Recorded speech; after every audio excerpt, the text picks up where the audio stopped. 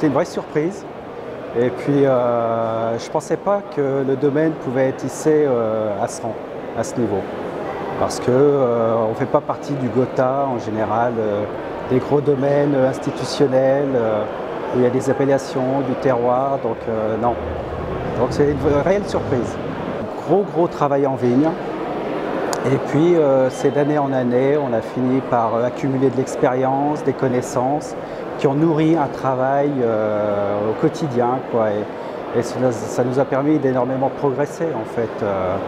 C'est un travail qui reste très traditionnel, basé sur la viticulture bourguignonne, mais gros travail aux vignes et gros travail sur les vinifications et l'élevage. Ah oui. J'ai pas vraiment de modèle, j'ai des esthétiques de vin qui me plaisent.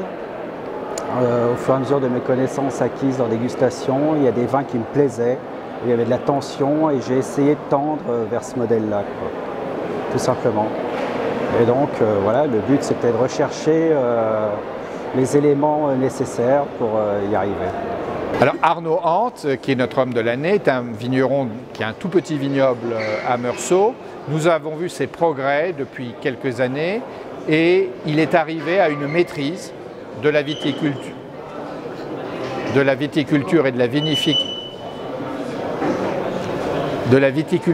vinification qui fait que je pense que ce sont les vins les plus aboutis en matière d'équilibre d'ensemble, de travail, de toute la Bourgogne et peut-être dans le monde entier en matière de chardonnay.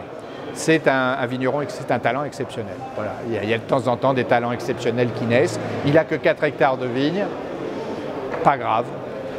Aux autres de goûter ses vins, d'en tirer la leçon. Quand je vois Michel qui revient en me disant j'ai goûté des merveilles absolues et un aligoté qui est au niveau d'un grand cru, etc., qu'il est en...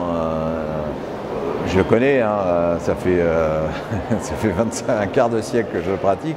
Quand il a cet état d'excitation, etc., je sais d'une part qu'il ne se trompe pas et je sais qu'il faut y aller.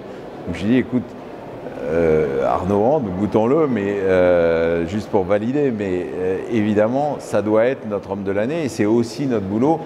Il y a 2 ans, notre homme de l'année, c'était Pierre Lurton, Cheval Blanc.